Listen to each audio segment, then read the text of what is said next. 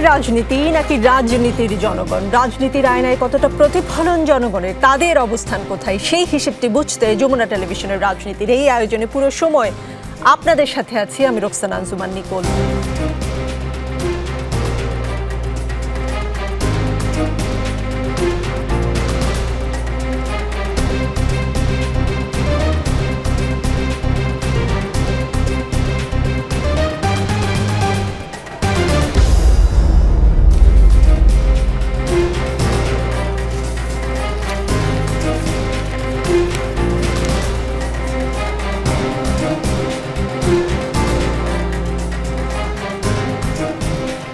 দর্শক, আজকের রাজনীতিতে আমার সঙ্গে আছেন গণমাধ্যম ব্যক্তিত্ব আব্দুল নূর তুষার, সাথে আছেন জাতীয় নাগরিক পার্টির সিনিয়র যুগ্ম আহ্বায়ক আরিফুল ইসলাম আদিব, সাথে থাকবেন বাংলাদেশ জামায়াতে ইসলামীর কেন্দ্রীয় মজলিসে শুরা সদস্য ডক্টর মোহাম্মদ আব্দুল মান্নান।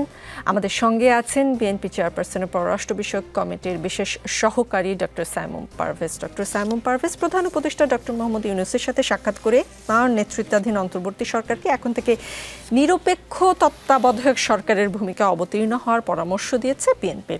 সে সঙ্গে সরকারের উপদেষ্টা পরিষদে থাকা দল ঘনিষ্ঠদের বিষয়ে পদক্ষেপ নিতে বলেছেন বিএনপির মহাসচিব মির্জা ফখরুল ইসলাম আলমগীরের নেতৃত্বে বিএনপির 3 সদস্যের প্রতিনিধি দল। বিএনপি তত্ত্বাবধায়ক সরকার নয়, বরং অন্তর্বর্তী সরকারের নিরপেক্ষ ভূমিকা চেয়েছে বলে জানিয়েছেন আইন উপদেষ্টা আসিফ নজরুল। আপনারা কি চেয়েছেন সেটার ব্যাখ্যা আসলে আইন উপদেষ্টা দিচ্ছেন, মানে আপনারা ব্যাখ্যা দিচ্ছেন না কেন, আর আইন উপদেষ্টা কেন আপনাদের ব্যাখ্যা দিয়ে দিচ্ছেন? দুইটা অংশ। আপনার প্রশ্নের প্রথম অংশ হচ্ছে যে আমরা ব্যাখ্যা দিচ্ছি না কেন, আমার কাছে মনে হয় এই কথাটা ঠিক না। কারণ বিএনপি প্রতিদিনই প্রেসের সামনে মুখোমুখি হয়, তারা সব বিষয়ে উত্তর দেয়। বরং বিএনপির মিডিয়া প্রেজেন্স কমানো যায় কিনা সেটা নিয়ে মনে হয় কথা বলা দরকার। তারা কথা বলে না প্রেসের সাথে, সেটা মনে হয় ঠিক না। সেকেন্ড যে বিষয়টা, এটা তো আসিফ নজরুল সাহেবের নিজেরই বিষয়। প্রথম উত্তরটা আমি নিতে পারছি না কেন। আপনি আসলে অনেকগুলো বিষয়, বিএনপির জেনারেল যে চর্চা সেটার কথা বলছেন, সাধারণ চর্চার কথা, কিন্তু এই ইস্যুতে আমরা তখনই সে বুঝতে পেলাম যে বিএনপি আসলে তত্ত্বাবধায়ক সরকারকে, মানে অন্তর্বর্তী সরকারকে এখন থেকে তত্ত্বাবধায়ক সরকারের ভূমিকায় অবতীর্ণ হওয়ার যে পরামর্শ দিয়েছেন, গতকাল পর্যন্ত আমরা গণমাধ্যমগুলো একরকম বুঝছিলাম বা দেশের জনগণও একরকম বুঝছিল। আজকে আইন উপদেষ্টা বলার পর বুঝলাম যে আসলে এখন থেকে ওই অন্তর্বর্তী সরকারকেই আসলে তত্ত্বাবধায়ক সরকারের ভূমিকায় অবতীর্ণ হতে বলেছেন। ব্যাখ্যাটা আসলে আইন উপদেষ্টা কেন দিয়ে দিচ্ছেন বিএনপি? এটা পুরোটাই আসলে প্রশ্নটা উত্তর দিলে হয়তো ক্লিয়ার হতো, আপনি যেহেতু ভিতরে একটু ইন্টারভেন করেছেন। তো আমি যেটা বলতে চাচ্ছি যে আসিফ নজরুল সাহেব কি বলেছেন সেটা দায়ভার তো আসলে ইন্টারিম গভর্নমেন্টের হওয়ার কথা। যেহেতু তিনি ইন্টারিম গভর্নমেন্টের অংশ, এটা বিএনপির না। অর্থাৎ বিএনপির পক্ষ থেকে বা এনসিপির পক্ষ থেকে বা জামাতের পক্ষ থেকে ইন্টারিম গভর্নমেন্টের মধ্যে যদি কেউ উত্তর দেয়, সেটার দায়ভার আসলে তার।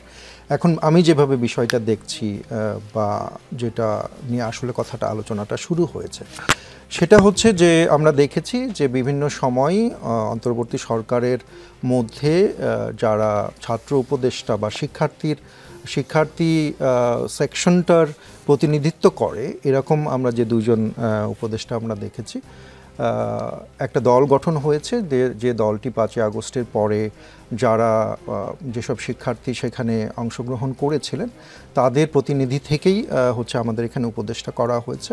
এবং পরবর্তীতে আমরা কিন্তু বিভিন্ন সময় এটা বলেছি, যে এখন যেহেতু দলটি গঠন হয়ে গেছে, সেহেতু তাদের সাথে ঘনিষ্ঠ এবং এনসিপির সাথে যুক্ত বলে আমরা মনে করি আসলে তাদেরকে, যদিও ফর্মালি তারা দাবি করেন তারা যুক্ত না। এরকম তারা যদি ওই অন্তর্বর্তী সরকারের মধ্যেই থাকেন এবং এনসিপিও যদি নির্বাচনে অংশগ্রহণ করে, তাহলে স্বাভাবিকভাবেই এখানে একটা কনফ্লিক্ট অফ ইন্টারেস্ট থাকে বলে আমরা মনে করি। যে কারণে শুধুমাত্র যে উপদেষ্টাদের বিষয়ে কথা বলেছেন বিএনপির নেতৃবৃন্দ সেটা কিন্তু না, সেটার সাথে সাথে আমরা বলার চেষ্টা করেছি যে নির্বাচন অনুষ্ঠিত করার জন্য তত্ত্বাবধায়ক সরকারের ভূমিকা মানে কি আসলে, মানে হচ্ছে যে এমন একটা সরকার যে সরকারটা নির্বাচন অনুষ্ঠিত করার জন্য যে কাজগুলো করা দরকার, এর আগের আমরা বিভিন্ন টেনিউরে যখন তত্ত্বাবধায়ক সরকার আমরা দেখেছি সেগুলো করা। যেমন মনে করেন প্রথমেই এসে কি করে তত্ত্বাবধায়ক সরকার, প্রথমেই হচ্ছে যে ডিসি এসপি এই ধরনের যে পজিশনগুলো যারা নির্বাচনের কার্যক্রমের সাথে সরাসরি যুক্ত তাদেরকে এক ধরনের বদলি করে অথবা সেখানে নিরপেক্ষ দেবার চেষ্টা করে, বা দলীয় বিবেচনায় যারা বা দলীয় ঘনিষ্ঠ যারা তাদেরকে সরিয়ে দেয়। তো সেরকম একটা অবস্থান নিয়ে নিয়ে যাওয়া এবং পুরো ব্যুরোক্রেসির মধ্যে একটা নিরপেক্ষ। ছাত্র উপদেষ্টাই কেবল দল ঘনিষ্ঠ, আপনারা দল ঘনিষ্ঠ যে শব্দটা ব্যবহার করেছেন সেটা কি এই? আমি দল ঘনিষ্ঠ শব্দটা আসলে ব্যুরোক্রেসির জন্য ব্যবহার করেছি। আর ছাত্র উপদেষ্টার যে দুজনের কথা আমরা বলেছি সেটা তো খুবই ক্লিয়ার। হ্যাঁ, এটা তো জনগণ সবাই জানে যে আসলে তারা এনসিপির সাথে কোনো না কোনোভাবে ঘনিষ্ঠভাবে যুক্ত। যে কারণে আমি একটু শেষ করি, যে কারণে আইদার তারা হচ্ছে পদত্যাগ করে এই তত্ত্বাবধায়ক সরকার বা অন্তর্বর্তী সরকার যেভাবে আপনি বলেন নির্বাচনকালীন যে সরকার সেটাকে পুরোপুরি একটা নিরপেক্ষ অবস্থানে নিয়ে যাওয়া, অথবা তারা একটা ঘোষণা দিবেন যে আমরা এই নির্বাচনের একটা তারা তো পার্টিসিপেট করবেনই না যেহেতু তারা উপদেষ্টা, কিন্তু একটা নির্দিষ্ট সময়কাল পর্যন্ত অন্তত নেক্সট গভর্নমেন্টের টেনিওর পর্যন্ত তারা আসলে অন্য দলে যোগ দিবেন না। তাতে এটা হয়তো ক্লিয়ার হবে যে তারা আসলে কোনো রাজনৈতিক দলের সাথে যুক্ত না। কারণ আমরা তো চাচ্ছি, এটা তো কোনো রাজনৈতিক দলের সরাসরি যুক্ত এরকম কেউ তো হচ্ছে এই সরকারে থাকার কথা না, যে কারণেই আমরা সেটা নিশ্চিত করার জন্য এই কথাটি বলছি। সামিউল পারভেজ, আপনি যেমন বলছেন যে ওই দুই ছাত্র উপদেষ্টার আসলে ছাত্রদের সাথে বা বিশেষ করে এনসিপির সাথে কোনো কানেকশন থাকতে পারে, এই উপদেষ্টা পরিষদের সকল দলের আসলে কি বলবো, কিন্তু তারা কিন্তু ওই দলগুলোর নেতা না। না, আমি শেষ করি প্রশ্নটা। সকল দলের এক ধরনের রেফারেন্স নিয়ে এই উপদেষ্টা পরিষদ গঠিত হয়েছে। এখন কোনো উপদেষ্টা যদি আপনাদের হয়ে আপনাদের কথার ব্যাখ্যা করে দেন এবং সেইটা নিয়ে যদি আসলে এনসিপি অবজেকশন দেয় যে আসলে এই উপদেষ্টা কেন বিএনপির কথার ব্যাখ্যা দিচ্ছে, আমরা তাকে চাই না, জামাত বলল অমুক অমুক উপদেষ্টাকে আমরা চাই না কারণ তারা এনসিপির বা বিএনপির ঘনিষ্ঠ, তো ঠক বাঁচতে যেমন গা উজার, দল ঘনিষ্ঠ বাঁচতে তো উপদেষ্টা উজার হয়ে যাবে। তাহলে এখানে দল ঘনিষ্ঠ এক জিনিস, আর হচ্ছে ইলেকশন কারা করবে, ইলেকশন কারা করবে এটাও আরেকটা জিনিস, আরেকটা হচ্ছে দলের সাথে সম্পৃক্ত একদম। আমরা দেখেছি এনসিপি যেখান থেকে উঠে এসেছে সেখানে আমাদের দুজন যে উপদেষ্টা রয়েছেন তাদের একটা সরাসরি যোগ রয়েছে। এখানে এনসিপি যে নেতা আছেন তিনি আরও ভালো করে বলতে পারবেন, কিন্তু আসিফ নজরুল তো বিএনপির কোনো নেতা না বা কোনো সময় বিএনপির সাথে যুক্তও ছিলেন না। তিনি একজন ইউনিভার্সিটির প্রফেসর ছিলেন, তিনি হয়তো এই বিষয়টার একটা ব্যাখ্যা দিয়েছেন। ছাত্র উপদেষ্টাও কখনো এনসিপির নেতা ছিলেন না। না, এনসিপি তো নতুন গঠিত হয়েছে, কিন্তু এনসিপি যেখান থেকে তৈরি হয়ে এসেছে এবং পরবর্তীতে বিভিন্ন ঘটনায় আপনি দেখবেন, যেমন যখন জুলাই সনদ তারা স্বাক্ষর করেননি তখন সরকারকে তাদের সাথে বসার জন্য তাদের ঘনিষ্ঠ হিসাবে প্রথম আলো রিপোর্টে আপনি দেখবেন যে মাহফুজ আলম এনসিপির সাথে ঘনিষ্ঠ বলে তাকে এই দায়িত্বটা দেওয়া হয়েছে। তার মানে এবং মানে এই শো যারা দেখছেন বাংলাদেশের সবাই এটা জানেন, যত এটা আপনি যুক্তি দিয়ে বলার চেষ্টা করেন এটা কিন্তু জানেন যে তারা আসলে এনসিপির সাথে। আরিফুল ইসলাম আদিব কি বলে, বাংলাদেশের সকলেই নাকি জানে। আদিব, উপদেষ্টা আসিফ নজরুল বলেছেন, মানে ব্যাখ্যা দিয়েছেন যে আমাদের বিরুদ্ধে সব দলই অভিযোগ করে, এক দল বলে ওই দলের লোক আছে, আরেক দল বলে ওই দলের লোক আছে, যেহেতু সব দলই অভিযোগ করে অন্য দলের লোক আছে তার মানে হচ্ছে আমরা নিরপেক্ষভাবেই দায়িত্ব পালন করছি। এই যে তিনি যে ব্যাখ্যাটা দিলেন, আপনারা তো আসিফ নজরুলের ছাগল খেয়ে ফেলেছিলেন, তো তার এই নিরপেক্ষ দায়িত্ব পালনের যে যুক্তি, আপনারা কনভিন্সড? এখানে বিষয়টি হচ্ছে যে তারা নিরপেক্ষতার চেয়ে বেশি যার যত বেশি ক্ষমতা, নেক্সট গভর্নমেন্টে যার আসার বেশি যত বেশি সম্ভাবনা, সেই অনুযায়ী তারা মূলত দায়িত্ব পালন করছেন। এবং জাতীয় ঐক্যমত্য কমিশনের শুধু এখন না, আরও 3 মাস আগে আমি একটি আলোচনায় অংশগ্রহণ করে বলেছিলাম যে যেই দিন ঐক্যমত্য কমিশনের সভাপতি হিসাবে আর ডক্টর মোহাম্মদ ইউনূস তিনি একই সাথে প্রধান উপদেষ্টা এবং জাতীয় ঐক্যমত্য কমিশনের সভাপতি, এবং ঐক্যমত্য কমিশন যখন জুলাই সনদ বাস্তবায়ন কোন পদ্ধতি হবে সেটার 6টা পদ্ধতি হচ্ছে বলেছিল, 6টার যে কোনো একটা আলোচনা করে সিদ্ধান্ত হবে। তো সেই আলোচনাটা হওয়ার পূর্বেই যখন ডক্টর মোহাম্মদ ইউনূস লন্ডন বৈঠকের পরবর্তীতে তিনি জাতির উদ্দেশ্যে ভাষণে বলে ফেলেছেন যে আপনারা রাজনৈতিক দলগুলোকে পরবর্তী সংসদের আগে আপনারা হচ্ছে তাদের কাছ থেকে কথা নেবেন যেন তারা এই প্রতিশ্রুতিগুলো রক্ষা করে। তার মানে ওই 6টা প্রস্তাবের ভিতর একমাত্র বিএনপির প্রস্তাব ছিল যেন পরবর্তী সংসদের মাধ্যমে এই জুলাই সনদের যে প্রস্তাবনাগুলো সেগুলো যেন বাস্তবায়ন হয়। তো ফলশ্রুতিতে এই যে প্রধান উপদেষ্টার হচ্ছে একটা দলের প্রস্তাবনাকে কেন্দ্র করে তার বক্তব্য দেওয়া, এবং আরও বেশি ইন্টারেস্টিং বিষয় হচ্ছে যে আপনার বিএনপির থেকে আপনার মনে আছে কি না যে গত সম্ভবত 2 মাস আগেই তার স্পেসিফিক নাম ধরে যে খলিলুর রহমান, মাহফুজ আলম এবং আসিফ মাহমুদ সজীব ভুঁইয়ার পদত্যাগ চেয়েছেন 3 জন উপদেষ্টার প্রধান উপদেষ্টার সাথে সাক্ষাৎ করে। এবং এরপরে দেখলাম যে আমরা যখন নির্বাচন মোটামুটি তারিখ ঘোষণা হয়ে গেল দেন তারা আসলে চলে আসলেন, এবং আমরা নিউজেও দেখলাম যে আসলে বিএনপি যে এখন পদত্যাগ চাচ্ছে উপদেষ্টাদের, তাদের থেকে নির্বাচন করানোর কোনো প্রস্তুতি বিএনপি নিচ্ছে কিনা, কারণ আমরা তো নিউজে সেটাও দেখি যে মাহফুজ আলম কিংবা আসিফ মাহমুদ ভুঁইয়া হয়তো বিএনপির সাথে। এখানে একটা প্রশ্ন করতে হয় আদিব, আপনি শেষ করেন, কিন্তু একটা প্রশ্ন করতে হয়, কেন প্রধান উপদেষ্টা ডক্টর মোহাম্মদ ইউনূসের সঙ্গে বৈঠকে অংশ নিয়ে এনসিপির যুগ্ম আহ্বায়ক খালেদ সাইফুল্লাহ বলেছেন নির্বাচনের আগে সরকার পুনর্গঠন করার প্রয়োজন হলে সেটা যেন ন্যায্য ও যৌক্তিকভাবে করা হয়, সেটি প্রধান উপদেষ্টাকে বলেছে এনসিপি। এছাড়া কাউকে বাদ দেওয়ার প্রয়োজন হলে শুধু ছাত্র উপদেষ্টা নন, বিভিন্ন দল ও গোষ্ঠীর প্রতিনিধিত্বকারী যেসব উপদেষ্টা সরকার আছেন তাদেরও যেন বাদ দেওয়া হয়, সে কথাও এনসিপির পক্ষ থেকে বলা হয়েছে। আচ্ছা, আপনারা বলছেন যে বিএনপি আসলে তাদেরকে দলে টানতে পদত্যাগের কথা বলছে কিনা, আবার আপনাদের প্রতিনিধি বলে এসেছে যে শুধু যেন ছাত্র উপদেষ্টারা না হয়, মানে ছাত্র উপদেষ্টাদের বাদ না দিলে অন্যদের রাখা যাবে, আপনাদের অবস্থান এমন কিনা? আর ছাত্র উপদেষ্টাদের নিয়ে আপনাদের বিশেষ নজর কেন? বিএনপিরও নজর আপনি ইঙ্গিত দিয়েছেন, কিন্তু আমি এখন দেখছি খালেদ সাইফুল্লাহর কথা থেকে নজর আপনাদেরই বেশি। তারা উপদেষ্টা পরিষদে থাকলে আপনাদের সুবিধা কি? উপদেষ্টা পরিষদে থাকার বিষয় না, কারণ দেখেন এখানে আসিফ মাহমুদ তিনি নিজেই তার বক্তব্য দিয়েছেন যে যদি তারা নির্বাচনে অংশগ্রহণ করেন তাহলে সেটা তাদের সময় অনুযায়ী তারা সেই অনুযায়ী পদত্যাগ করা কিংবা কোথা থেকে নির্বাচন করবেন, কী প্রক্রিয়া করবেন, এটা সম্পূর্ণ তাদের সিদ্ধান্ত।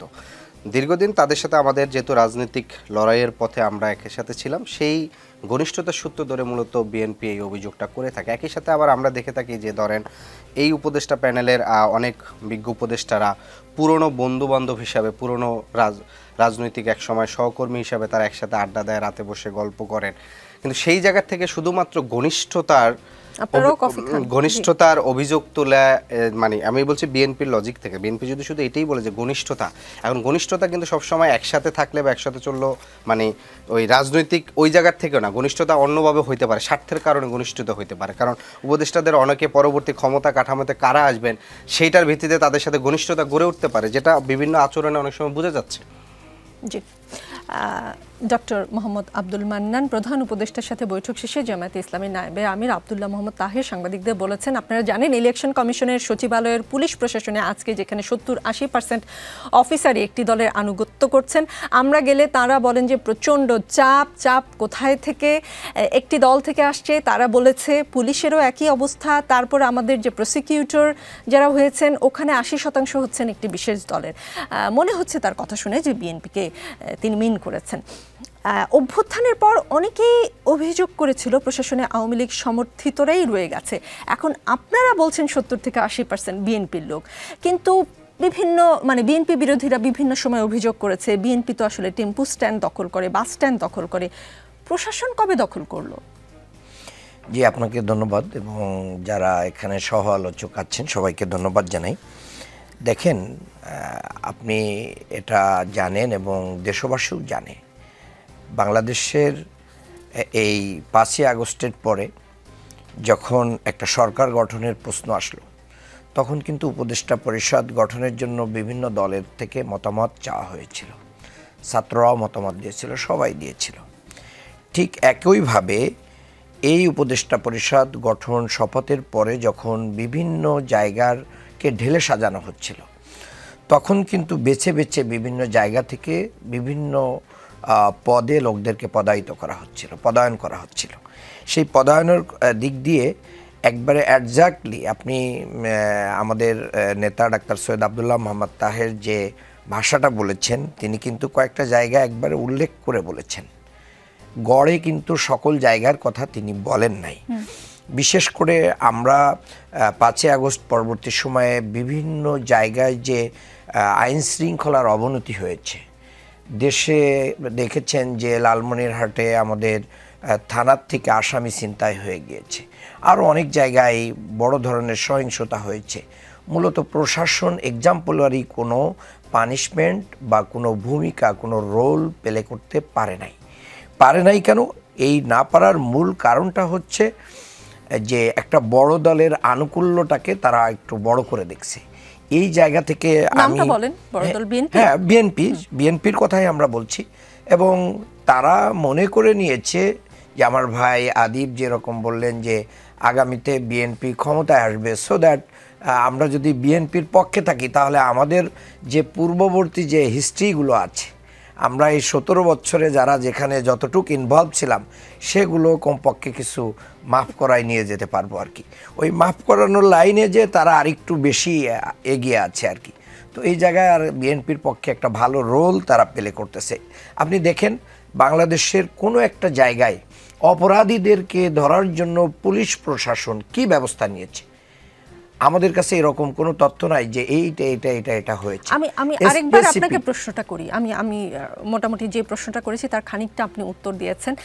আমার প্রশ্ন ছিল, বিএনপি তো bus stand, tempo stand, launch stand দখল করে, জামায়াত দখল করে বিশ্ববিদ্যালয়, জামায়াত দখল করে প্রশাসন। তো আপনারাই পাল্টা বিএনপিকে অভিযোগ দিচ্ছেন 70 থেকে 80% বিএনপির দখলে।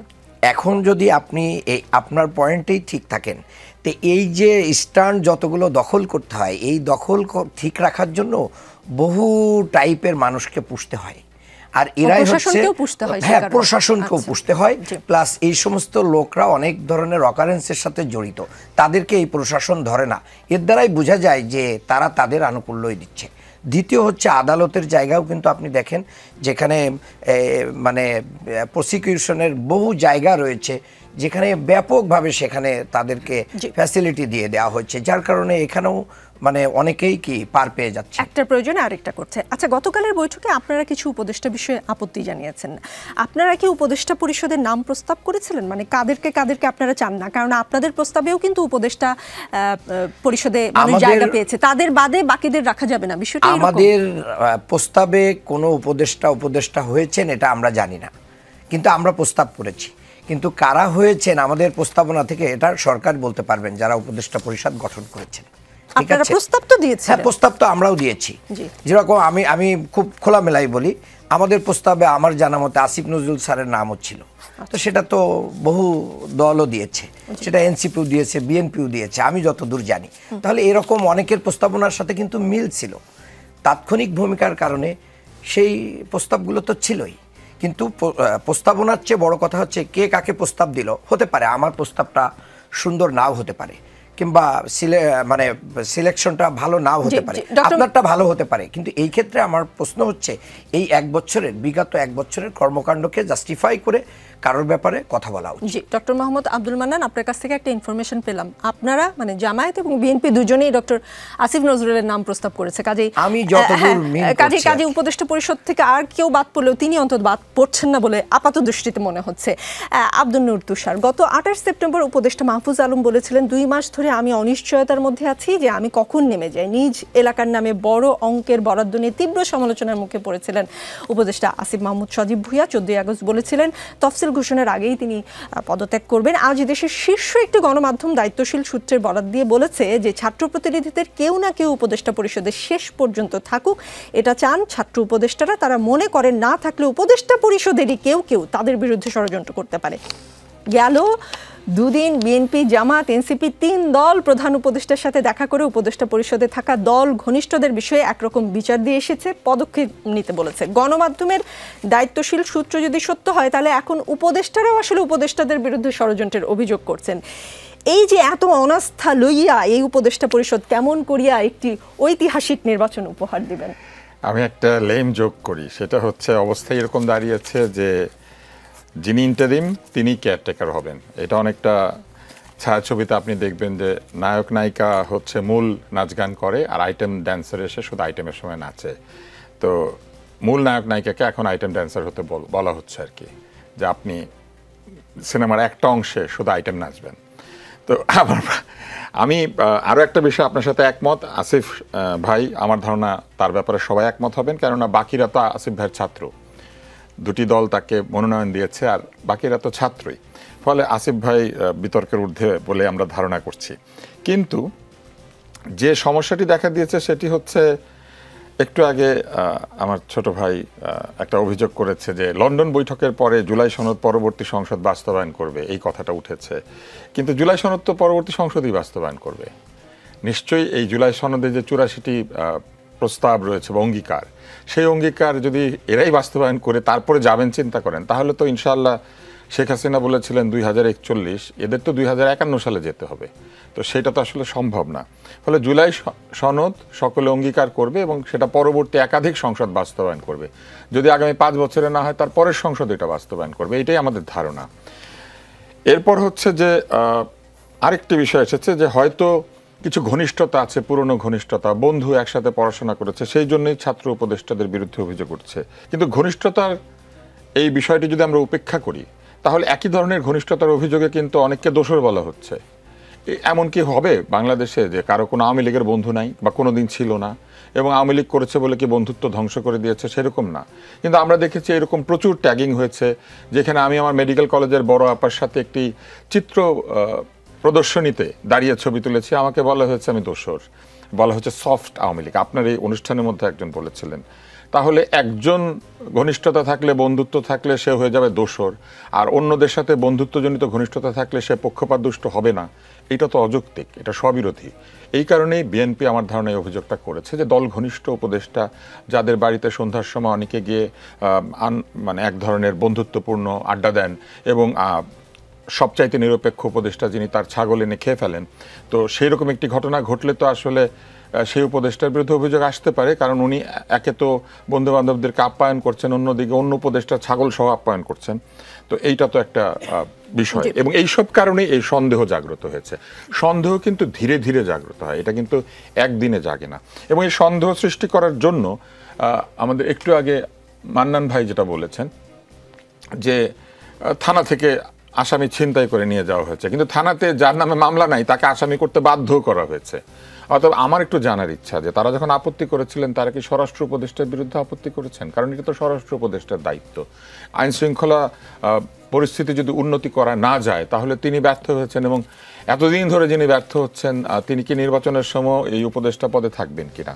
বলে আমার ধারণা ছিল যে যখন কেউ আপত্তি তুলবেন তখন তারা নির্দিষ্টভাবে নাম বলে দেবেন যে এই উপদেষ্টার এই কর্মকাণ্ডের কারণে। আপনার এই কথা বলাতে একটা বিষয় মনে পড়লো, সকলেই বলছেন, ইঙ্গিত দিচ্ছেন অমুক উপদেষ্টা তমুক উপদেষ্টা, কিন্তু কেউ আসলে স্পষ্ট করে নাম কেন বলছে না? আপনার কি মনে হয় এটা কি আসলে রহস্যময়তা নাকি সৌজন্যময়তা, মানে সৌজন্যমূলক আচরণের কারণে করছেন? একটা সৌজন্যমূলক আচরণ, অবশ্যই সৌজন্যমূলক আচরণ, কেননা আমাদের পুরনো দলগুলি এক ধরনের রাজনৈতিক সৌজন্যের মধ্যে এখনো আছে। নতুন দলগুলির এই সৌজন্যতা কম, কারণ তারা মনে করেন যে বিপ্লবের ভাষাই সম্পূর্ণ আলাদা, যেটা ডিকশনারিতে থাকে না।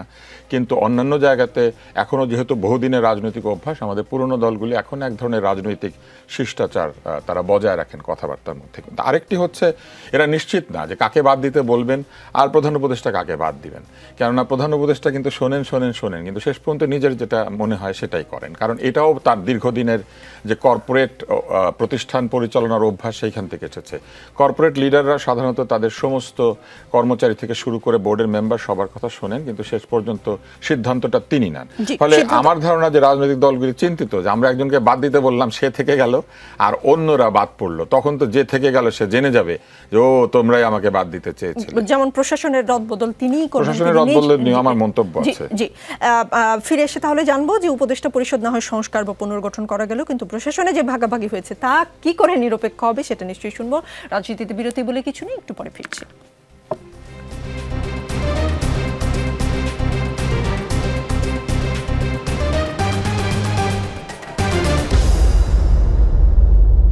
দেখছেন রাজনীতি, আমাদের সঙ্গে ডক্টর মোহাম্মদ আব্দুল মান্নান আছেন।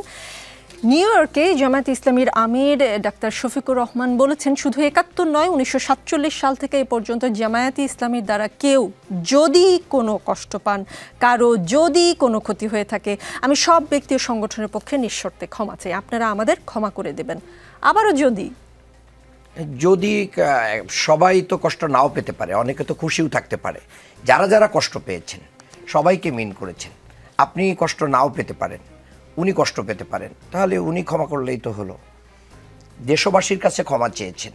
এই দেশের ৪৭ থেকে আজকের দিন পর্যন্ত জামায়াত ইসলামীর ব্যক্তি বা সংগঠন দ্বারা যদি কেউ কষ্ট পেয়ে থাকেন, তাহলে ক্ষমা চেয়েছেন আমাদের। এখনো বিশ্বাস করেন যে বাংলাদেশের জন্ম হয়েছে তাতে অনেকে দুঃখ পেয়েছেন?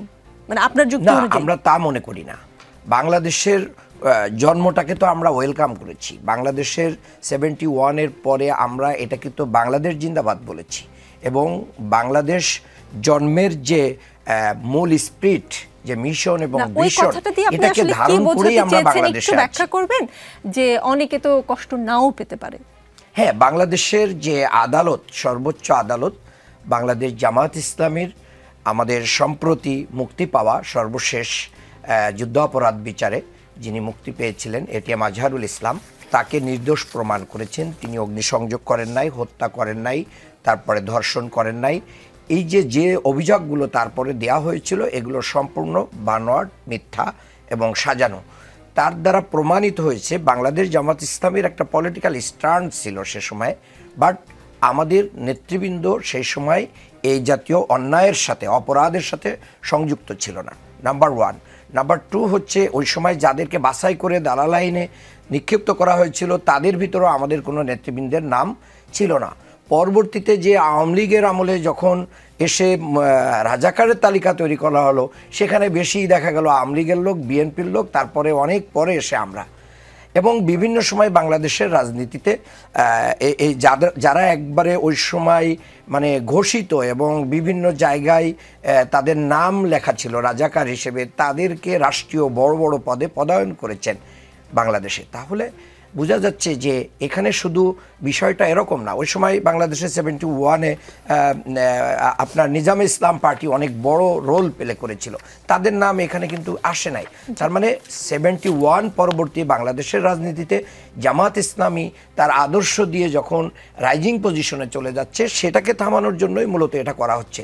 তারপরেও এদেশে অনেকবার এটা কথা উঠেছে যে আমাদের পক্ষ থেকে ভুল স্বীকার করা উচিত, ক্ষমা চাওয়া উচিত। আমিরে জামাত শুধু উনিই ক্ষমা চান নাই, ইতিপূর্বে গোলাম আজম সাহেবও ক্ষমা চেয়েছেন বাইতুল মুকাররমের উত্তর গেটে, কিন্তু এগুলোকে অনেকে স্কিপ করেছেন।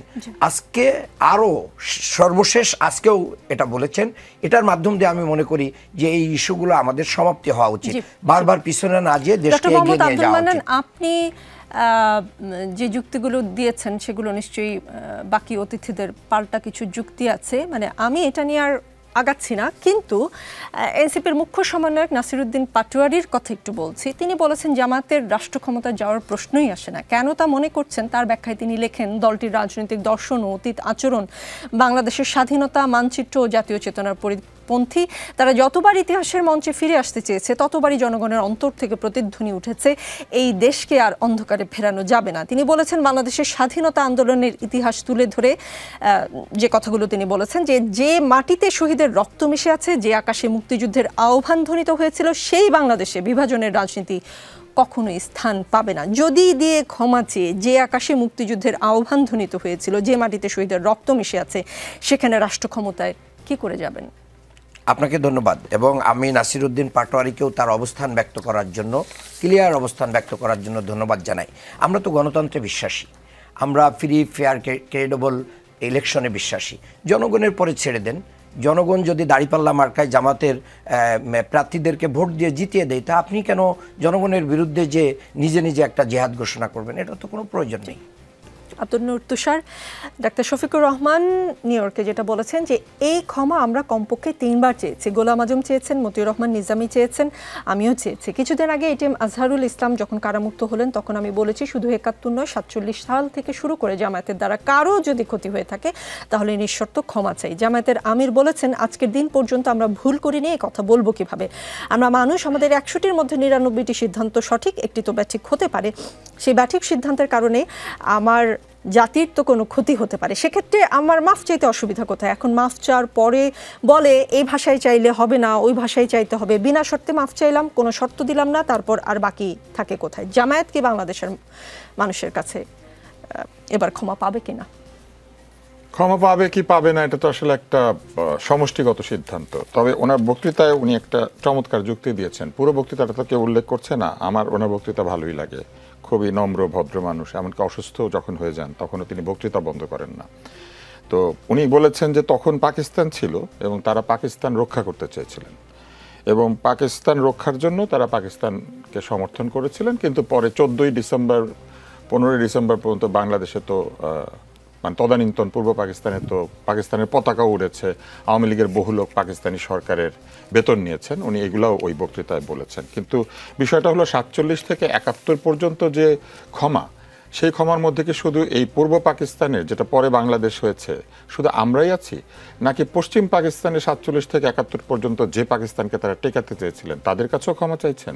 কারণ একদিকে বাংলাদেশ যখন স্বাধীন হয়েছে তখন তো পশ্চিম পাকিস্তানের বাকি অর্ধেক তো দুঃখিত হয়েছে, তো 47 থেকে এই যে 71-এ 15ই ডিসেম্বর পর্যন্ত তারা যে পারলেন না পাকিস্তান বাঁচাতে, সেটার জন্য কি তাহলে ক্ষমা হবে? ক্ষমাটা স্পেসিফিক হতে হবে 71 সালের জন্য। মানুষ কিন্তু তাদেরকে 47 থেকে ক্ষমা চাইতে বলে নাই, কারণ একটা রাজনৈতিক দল বহু সিদ্ধান্ত নিতে পারে। সকল সিদ্ধান্তের জন্য একটা জনগণের কাছে কিংবা এইভাবে ব্ল্যাঙ্কেট ক্ষমা প্রার্থনা করার কোনো প্রয়োজনীয়তা নাই। এবং এখন যে ক্ষমার বিষয়টি হয়েছে, এই ক্ষমাটি আসলে তাদের খুব সহজভাবেই তারা চেয়ে ফেলতে পারেন। তাদের যে দল আছে, সেই দলের যে সর্বোচ্চ নীতি নির্ধারক কমিটি, সেইখানে সভা করতে পারেন এবং সেই সভায় তারা আনুষ্ঠানিকভাবে তাদের কার্যবিবরণীতে কোন অপরাধ বা কোন অন্যায় কিংবা কোন ভুলের জন্য তারা এই বাংলাদেশের জনগণের কাছে ক্ষমা প্রার্থনা করছেন, সেটা তারা উল্লেখ করে দিয়ে ক্ষমা চেয়ে ফেললে আমার ধারণা যে ক্ষমাটা অনেক প্রসেসড হবে, ক্ষমাটা নির্দিষ্ট হবে। আর যদি 47 থেকে একেবারেই 2025 পর্যন্ত, ধরেন আজকের তারিখ পর্যন্ত সকল কিছুকে বিবেচনায় নিতে হয়, তাহলে মূল প্রসঙ্গে এড়িয়ে গিয়ে বহু প্রসঙ্গ আসবে, যে প্রসঙ্গগুলির জন্য আসলে তাদের কোনো ক্ষমা চাওয়ার প্রয়োজন নাই। কেননা ভাষা আন্দোলনের সময় তো গোলাম আজম সাহেব ভাষা আন্দোলনের পক্ষে ছিলেন, তো এটার জন্য উনি কার কাছে ক্ষমা চাইবেন? মানে এটার জন্য জামাত কার কাছ থেকে ক্ষমা চাইবে?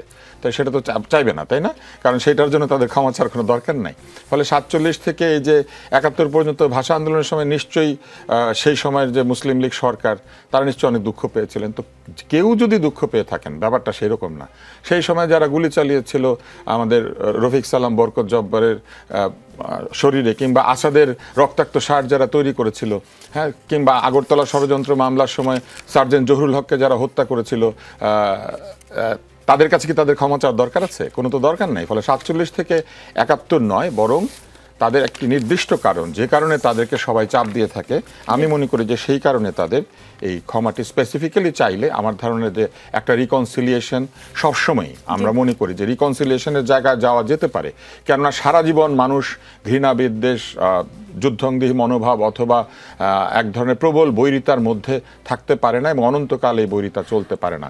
কেননা জেনারেশন বদলেছে, প্রজন্ম বদলেছে, তাই না? আরেকটা ক্ষমা না চাওয়ার প্রবণতা নিয়ে একটু প্রশ্ন করি। ট্রাইব্যুনালে চিফ প্রসিকিউটর তাজুল ইসলাম বলেছেন যারা এখানে আসামি হয়েছেন তাদের, শেখ হাসিনা ও আসাদুজ্জামানের কথা বলেছেন যে তাদের মধ্যে কোনো অনুশোচনা নেই, এত বড় অপরাধ করেছেন, দুনিয়ার সবাই জানে এই অপরাধ সংগঠিত হয়েছে, তিনি জানেন, কিন্তু কখনোই তার মধ্যে কোনো ধরনের অনুশোচনা পরিলক্ষিত হয়নি। উল্টো তিনি যারা তার বিরুদ্ধে মামলা করেছেন, সাক্ষ্য দিচ্ছেন, তাদের হত্যা করার হুমকি দিয়ে যাচ্ছেন, তাদের বাড়িঘর ধ্বংস করে দেওয়ার কথা বলছেন, তাদের লাশগুলো বঙ্গোপসাগরে ফেলে দেওয়ার কথা বলছেন। তাজুল ইসলাম সাহেব বলেন সর্বশেষ তিনি, মানে শেখ হাসিনাকে মিন করেছেন, তিনি রাষ্ট্রের বিভিন্ন সংস্থার মধ্যে গন্ডগোল লাগানোর চেষ্টা করেছেন, তিনি সেনাবাহিনীকে উস্কে দেওয়ার চেষ্টা করেছেন, সেনাবাহিনীকে বলার চেষ্টা করেছেন তোমাদের অফিসারদের বিচার হয়, তোমরা কেন রুখে দাঁড়াচ্ছ না, রাষ্ট্রের মধ্যে একটা সিভিল ওয়ার লাগানোর চেষ্টা করেছেন। কেন এমন নিষ্ঠুর হত্যাযজ্ঞের পরেও অনুশোচনা নাই আব্দুল নূর তুষার? রিমোর্স তো একটি ডিসিশন, এটি কখনো পার্সোনাল ডিসিশন, কখনো দলীয় সিদ্ধান্ত। অনুশোচনা যিনি করবেন, তিনি যদি অনুশোচনা না করেন, আমরা তাকে চাপ দিতে পারবো না যে আপনি অনুশোচনা করেন। ফলে উনি যদি অনুশোচনা না করেন, এর কনসিকুয়েন্সেস বা এর যে রাজনৈতিক পরিণতি, সেটা তাকেই বহন করতে হবে। কেননা তিনি প্রথমে যে অনুশোচনা করে, সে আসলে কি করে? প্রথমে সে মনে করে যে সে একটা অন্যায় করেছে, প্রথমে সে তার অন্যায়টা স্বীকার করে এবং তারপরে সে সেই অন্যায়ের জন্য অনুশোচনা করে। অনুশোচনা কিন্তু ক্ষমা প্রার্থনা না। রিমোর্স হচ্ছে অনুতাপ, অর্থাৎ আমি এটা কি করলাম, এইটা হচ্ছে অনুতাপ, অনুশোচনা। আর আমি যা করেছি সেজন্য আমাকে ক্ষমা করুন, সেইটা হচ্ছে ক্ষমা প্রার্থনা। ফলে যে কোনো ক্ষমার আগে রিমোর্স হইতে হয়, অনুশোচনা, অনুতাপটা হতে হয়। ফলে এই যে বক্তব্যটি, এই বক্তব্যটি কিন্তু আইডিওলজিক্যালি এবং যৌক্তিক, আদর্শিকভাবে, এবং আমি মনে করি যে যুক্তির দিক থেকে এটা যৌক্তিক। কারণ কেউ যদি অন্যায় করেন তবে তার অনুশোচনা করা উচিত, কিন্তু প্রশ্ন হচ্ছে যিনি অন্যায় করেছেন তিনি এটাকে অন্যায় মনে করছেন কিনা। এখন আমরা কাউকে বলতে পারি না যে আপনার এটা অন্যায়, আপনি আগে অনুশোচনা করেন। তিনি যদি অনুশোচনা না করেন, আমরা সেটা বিচার করতে পারি যদি আমাদের আইনে সেই বিচারের ব্যবস্থা থেকে থাকে। ডক্টর সাইমুম পারভেজ, ইসির সাথে বৈঠক করে বিএনপির পক্ষ থেকে 36 দফা প্রস্তাবনা দেওয়া হয়েছে। সেই প্রস্তাবনায় 23 নম্বর দফায় বলা হয়েছে কোনো রাজনৈতিক দল প্রতিদ্বন্দ্বী প্রার্থী কর্তৃক বিতর্ক তৈরি করে এমন কোনো বক্তব্য যাতে না দেয় তার প্রাক ব্যবস্থা থাকতে হবে। কেউ সন্ত্রাস চাঁদাবাজির মতো কাজে জড়িত থাকলে সেগুলোও বলা যাবে না। মানে ভোটারদের সন্ত্রাস চাঁদাবাজি দখলদারিত্বের বিরুদ্ধে দাঁড়ানোর আহ্বান জানালেও সমস্যা হবে না তো? মানে বিএনপি কি বোঝাতে চেয়েছে? না, এই বিষয়ে কথা বলার আগে এখানে অনেকগুলো ইতিহাসের বিষয় নিয়ে কথা হয়েছে, তো আমি অনেকক্ষণ ধরে কথা বলার চেষ্টা করছিলাম, আসলে আমার টার্ন আসে নাই। তা আমি আপনাকে একটু অনুরোধ করব আমাকে একটু সময় দেওয়ার জন্য। আপনাকেও আমি অনুরোধ করব দ্রুত বলার জন্য। না, কারণ এখানে অনেক কথা বলেছেন, সেগুলো একটু বলা যাবে। এক একজনের কথা বলার স্পেস থাকে একরকম। এখন বিষয়টা হচ্ছে যে 1947 থেকে 1971 পর্যন্ত যে কোনো ধরনের যদি কোনো ভুল করে থাকে তাহলে জামাত ক্ষমা চেয়েছে। এখন আপনি যখন এই কথাটা বলেন তখন 1947 থেকে এই 2025 পর্যন্ত অপরাধ তো অনেক রকমের হয়, মানে অপরাধের একটা লঘুকরণ আমরা এখানে দেখতে পাচ্ছি। এর মধ্যে মানবতা বিরোধী যে অপরাধ এবং অন্যান্য যে অপরাধ, এই দুইটা অপরাধের মধ্যে কিন্তু একটা বড় ধরনের পার্থক্য রয়েছে। তো 1971 সালে আমরা যে অপরাধটা দেখি সেটা একটা গণহত্যার অপরাধ। সেই অপরাধকে আপনি অন্য অপরাধের সাথে যদি বিবেচনা করে একসাথেও যদি মানুষ এখানে আবার যদিও যদি ব্যবহার করে আপনি যখন করছেন, তখন স্টিল আপনি একটা ডিনায়ালের মধ্যে বসবাস করছেন। যে কারণে আমি বলতে চাই যে জামাত ইসলামী এখনও আসলে তাদের মধ্যে রিমোর্সটা জন্ম নেয়নি, বা তারা আসলে বুঝতে পারেনি যে 1971 সালে তাদের যে রোলটা ছিল সেই যে অপরাধ, সেই অপরাধটা অন্যান্য অপরাধের চাইতে একটু অন্যরকম। কিন্তু 1971 সাল নিয়ে কথা বলার একটা বিপদ আছে, এখন মুক্তিযুদ্ধ নিয়ে কথা বলার একটা বিপদ আছে। কারণ ওই আওয়ামী লীগ মুক্তিযুদ্ধকে এমনভাবে ব্যবহার করেছে, মুক্তিযুদ্ধের যে নেতা শেখ মুজিবুর রহমানকে এমনভাবে একটা দেবত্ব আরোপ করেছে যে আমরা যখন মুক্তিযুদ্ধ নিয়ে কথা বলতে চাই তখন একটা দল, জামাত ইসলামী বিশেষ করে, তারা একটা ভিকটিমহুড একটা রোল একটা প্লে করে। হ্যাঁ, তারা যেহেতু পরবর্তীতে সময়ে আওয়ামী লীগের সময়ে এই যে মুক্তিযুদ্ধের যে ব্যবসা হয়েছে সেই ব্যবসার মধ্যে জামাত ইসলামী যেহেতু নিগৃহীত হয়েছে বিএনপির সাথে সাথে, সেহেতু তারা নিজেদেরকে ভিকটিম হিসেবে উপস্থাপন করে এবং তার বিপরীতে মুক্তিযুদ্ধকে উপস্থাপন করার চেষ্টা করে। কিন্তু তাই বলে ইতিহাস তো আসলে মিথ্যা হয়ে যাবে না, তাই না? যে কারণে আমার কাছে মনে হয় আওয়ামী লীগ এখন যেমন 5ই আগস্ট এবং তার আগের সময়ে জুলাই অভ্যুত্থানের সময়ে তাদের গণহত্যাকে ডিনায়াল করছে, সেটা অস্বীকার করছে, এখনও সেটাকে স্বীকার করছে না, সেরকম 1971-এ জামাত একই রোল আসলে সেখানে যেটা প্লে করেছে সেটা একইভাবে ডিনায়ালের মধ্যে এখনও বসবাস করছে। এভাবে আওয়ামী লীগ এবং জামাত তারা আসলে দুই মেরুর দুইটি দল একই রকমই আচরণ করছে বলে আমি মনে করি।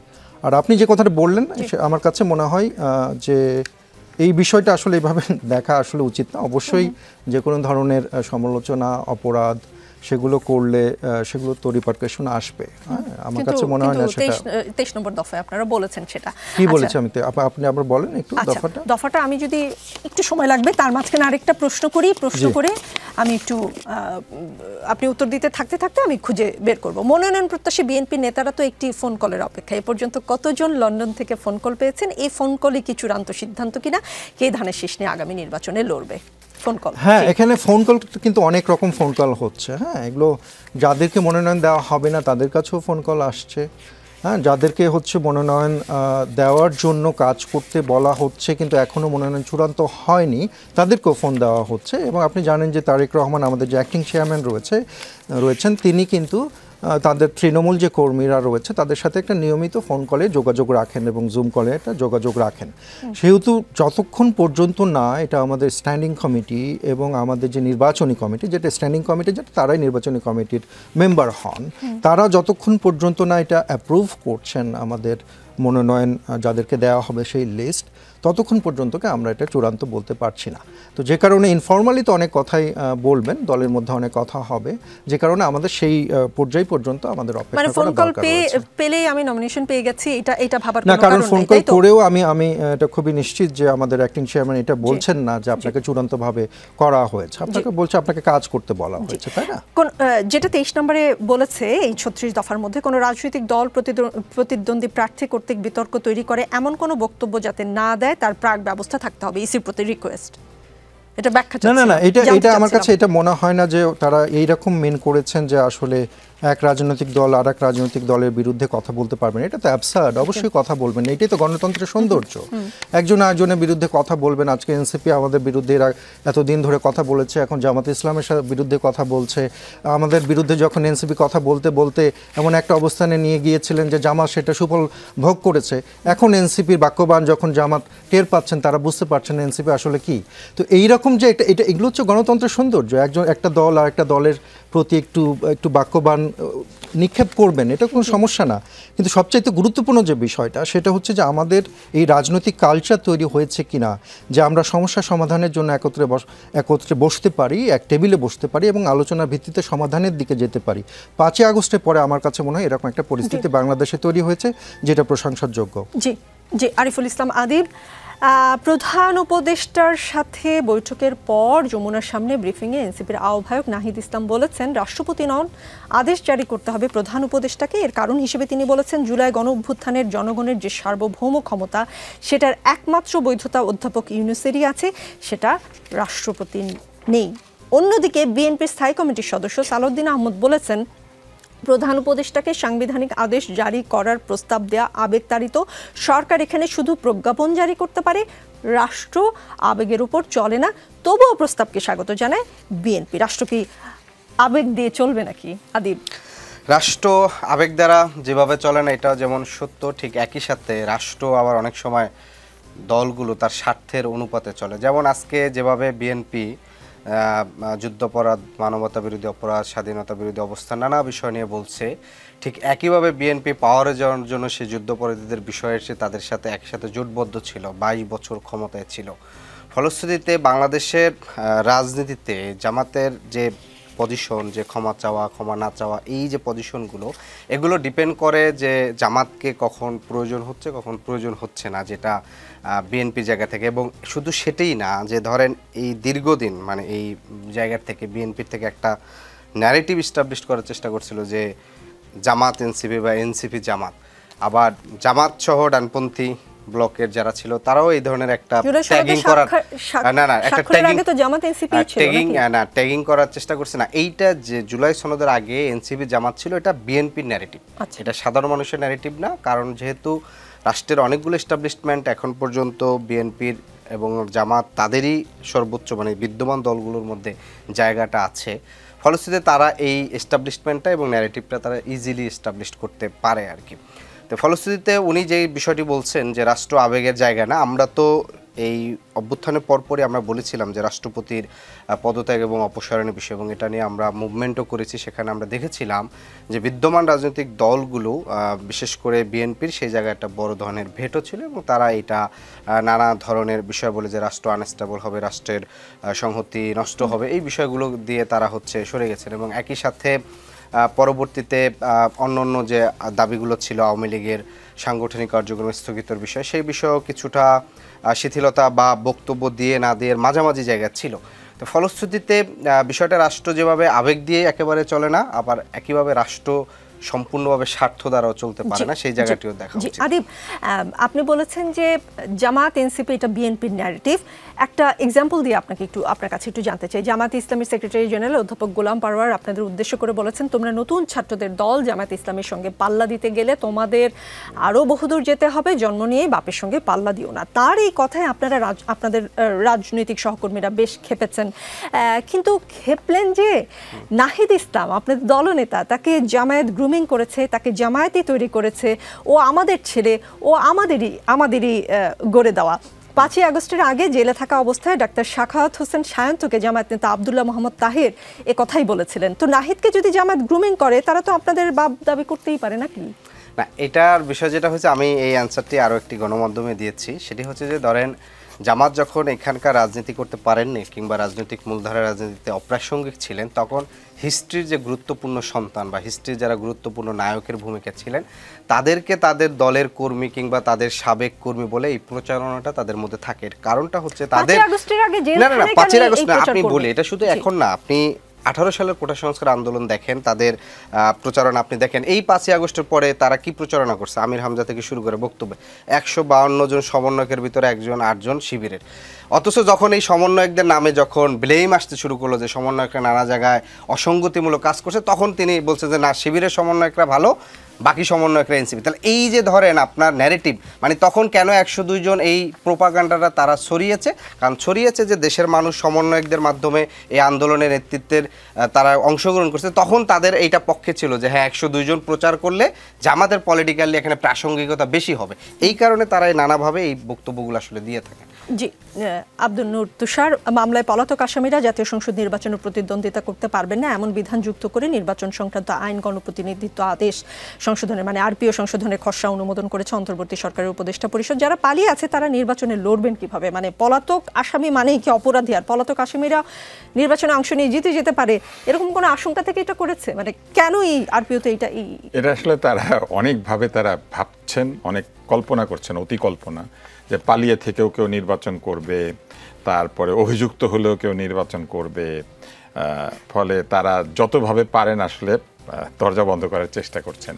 আমি এতে কোনো অসুবিধা দেখি না, কিন্তু তারা যখন এইসব জিনিস সংশোধন করেন তখন তারা ভুলে যান যে স্বতন্ত্র প্রার্থীকে 1% ভোটারের অগ্রিম সমর্থন আদায় করে নিয়ে 2%, হ্যাঁ 2%, হ্যাঁ স্বতন্ত্রকে 2%, মানে ওর যেমন 2 লক্ষ ভোটার যদি থাকে তাহলে 4,000 ভোটারের, এখন এভারেজ ভোটার 4.5 লাখ অলমোস্ট। না আমি 2 লাখ যে হিসাব দিচ্ছি, তো ধরেন 4.5 লাখ অ্যাভারেজ ভোটার হয়ে থাকলে প্রায় 8,000 10,000 লোকের স্বাক্ষর সংগ্রহ করে এসে দাঁড়াতে হবে।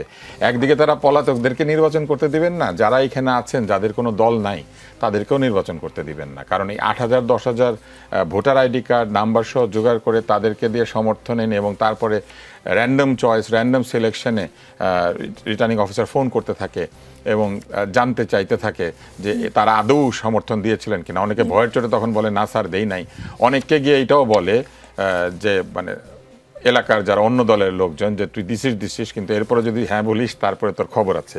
তো এইরকম একটা অবস্থা যে স্বতন্ত্র প্রার্থীদের জন্য তারা তৈরি করে রেখেছেন, কই সেইখানে তো তাদের চোখ যায় না।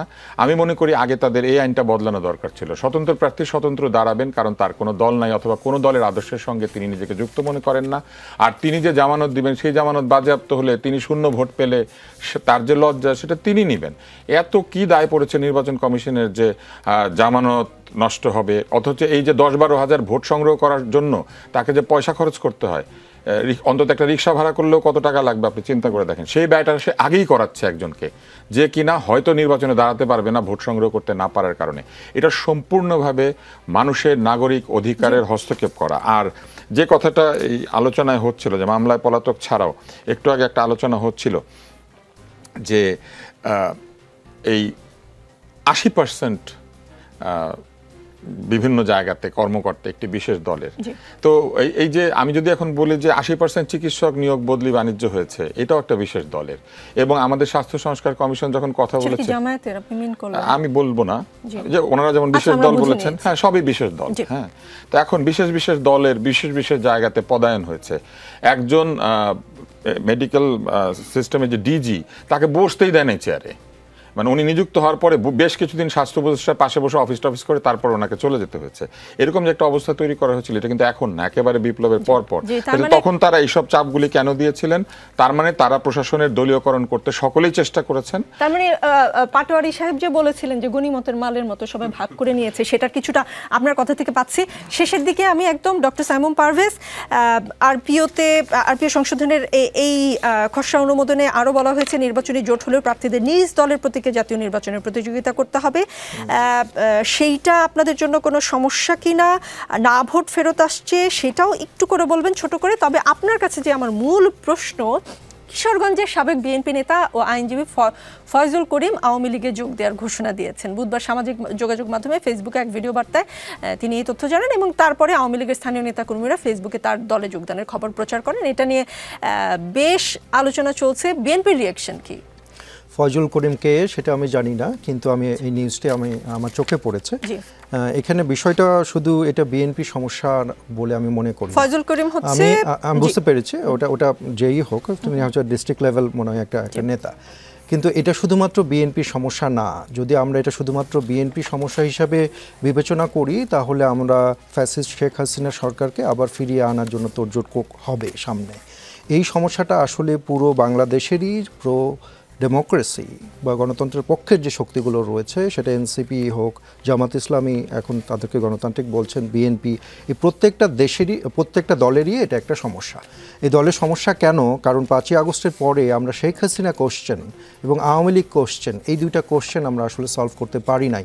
যেখানে এই দুইটা কোশ্চেন ঐক্যমত্য তৈরি করা সবার আগে দরকার ছিল, যে আমরা আসলে আওয়ামী লীগের সাধারণ সমর্থকদের কি করব, আওয়ামী লীগের যারা নেতৃস্থানীয় তাদের কি করব, আওয়ামী লীগের যারা গণহত্যা এবং বিভিন্ন রকম বড় ধরনের দুর্নীতিতে যুক্ত ছিল তাদের কি করব। সেই সাথে সাথে শেখ হাসিনা এবং তার যে এই যে শেখ মুজিব ফ্যামিলি যারা একটা আনকোয়েশ্চেনেবল একটা ক্যারেক্টার, একটা কাল তৈরি করেছিল বাংলাদেশে, যে তাদেরকে কোনো প্রশ্ন করা যাবে না, তাদের রাজনৈতিক ভবিষ্যৎ কি হবে এটা নিয়ে রাজনৈতিক দলগুলো একসাথে বসেননি। যখন বসেননি তখন এই ধরনের প্রবলেম সামনের দিনে আমরা আরও দেখতে পাবো। এটা আজকে হচ্ছে বিএনপির জেলা লেভেলের একটা নেতা হয়তো হয়েছে, পরবর্তীতে বিভিন্ন দল থেকে এটা হতে পারে। এবং এটা বিএনপির আসলে সমস্যা বলে আমি মনে করি না। এটা ব্যক্তিগতভাবে একজন দুজন কি সিদ্ধান্ত নিল সেটা বিএনপিকে আসলে রাজনৈতিকভাবে কোনোভাবে প্রভাবিত করবে না। ডক্টর মোহাম্মদ আব্দুল মান্নান, গুম খুনের বিচার নিশ্চিত, আওয়ামী লীগের কার্যক্রমের নিষেধাজ্ঞা প্রত্যাহারের আহ্বান জানিয়েছে মানবাধিকার সংস্থা, 6টি আন্তর্জাতিক মানবাধিকার সংস্থা, এবং এটা নিয়ে আসলে সরকার চাপে আছে কিনা বোঝার চেষ্টা করছি আমরা। আপনারা যারা রাজনৈতিক দলের নেতৃস্থানীয় আছেন বা আপনারা আসলে সরকারে তো আপনাদের প্রভাব আছে, আপনারা সরকারকে কেমন করে বলছেন এই বিষয়ে? দেখেন, গুম খুনের ব্যাপারে আমরা সবচেয়ে সোচ্চার এবং এখানে আওয়ামী লীগের কার্যক্রম নিষেধাজ্ঞা প্রত্যাহারের আহ্বান জানিয়েছেন। আওয়ামী লীগের কার্যক্রমের যে নিষেধাজ্ঞা, এটা আমরা কিন্তু ছাত্রদের আন্দোলনের সাথে মাঠে যেয়ে সেটাকে এস্টাবলিশ করার জন্য চেষ্টা করেছি। কাজেই আমাদের অবস্থান পরিষ্কার, বাকিদের অবস্থান কিন্তু পরিষ্কার না। আমার ভাই আদিব বলেছে রাষ্ট্রপতি ইস্যু সহ আওয়ামী লীগ নিষিদ্ধ, জাতীয় পার্টি এবং 14 দলের নিষিদ্ধের ব্যাপারে আমাদের কর্মসূচি চলছে, সো দ্যাট এগুলোকে ছাড় দেওয়ার ব্যাপারে আমাদের কোনো অবস্থান নেই। সরকার এই 6টি আন্তর্জাতিক মানবাধিকার সংস্থাকে আসলে ইগনোর করতে পারবে? সরকার তো জনগণের সেন্টিমেন্টকে তাদের সামনে তুলে ধরবে, তাহলে সরকার জনগণের পক্ষে থাকবে এবং জনগণ যেটা চাচ্ছে সেটাই প্রতিষ্ঠানগুলোকে বোঝানো সহজ হবে। আর একটা বিষয় আমি বলতে চাই, দলের কনসার্ন ছাড়া আমিরে জামাত এই ক্ষমা প্রার্থনা করেন না। আমার ভাই একটা কথা বলছিলেন যে দলীয় ফোরামে এটা বলতে হবে। দ্বিতীয় হচ্ছে, আমাদের দেশের সকল গণহত্যার বিচার কিন্তু আমিরে জামাত চেয়েছেন, ইতিপূর্বের বলতে হবে। দেখেন, জিয়াউর রহমানের সময়ও কিন্তু কত মানুষ হত্যা হয়েছিল, এটা কিন্তু এখনো পর্যন্ত সঠিকভাবে কেউ তুলে ধরতে পারেনি এবং ধরেও না। বিচার হলে সবার বিচার হওয়া উচিত, সবার কর্মকাণ্ডই আসা উচিত, শুধু একটা জায়গায় রিজিট থাকা। আমরা শাপলার গণহত্যার বিচার চাই, আমরা হেফাজতের গণহত্যার বিচার চাই, আমরা সকল গণহত্যার বিচার চাই। যে অপরাধী সে যে দলেরই হোক তার বিচার হওয়া উচিত, এটা আমরা মনে করি। শেষ করতে হবে। জি, সাইমন পারভেজ, আপনি মধ্যে একটা লাইন বলতে চান? জি, শেষ। যে আমি বলতে চাই শুধুমাত্র যে সকল গণহত্যার বিচার মানে হচ্ছে 1971 সালে যে গণহত্যা হয়েছে সেটারও বিচার আসলে সকল রাজনৈতিক দলে চাওয়া উচিত বলে আমি মনে করি। এবং আমরা যারা এখন রাজনীতি করছি তাদের আসলে স্লোগানটা এটাই হওয়া উচিত যে দিল্লি না, পিন্ডি না, আসলে আমাদের বাংলাদেশি আমরা, এবং বাংলাদেশের স্বার্থই আমাদের আসলে সামনের দিনগুলোতে দেখতে হবে। এবং আমরা অনেক সময় ছোট ছোট ইভেন্ট নিয়ে কথা বলি, কিন্তু তার চাইতে রাজনৈতিক প্যাটার্ন নিয়ে কথা বলা ভালো। বিশেষ করে মধ্যপন্থী যে রাজনৈতিক দলগুলো রয়েছে বিএনপি এবং এনসিপি, আমার কাছে মনে হয় তারা আসলে প্রতিপক্ষ নয়, বরং একসাথে, এবং কিছু কিছু ক্ষেত্রে জামাতে ইসলামের একসাথে একটা ঐক্যমত থাকা দরকার কিভাবে আমাদের বাংলাদেশকে সামনে এগিয়ে নিয়ে যায়। তবে রাজনীতিতে শেষ কথা বলে কিছু নেই, তাই চলতে থাকবে। আগামী রবিবার রাত 9টায় সবার সঙ্গে আবারও দেখা হবে।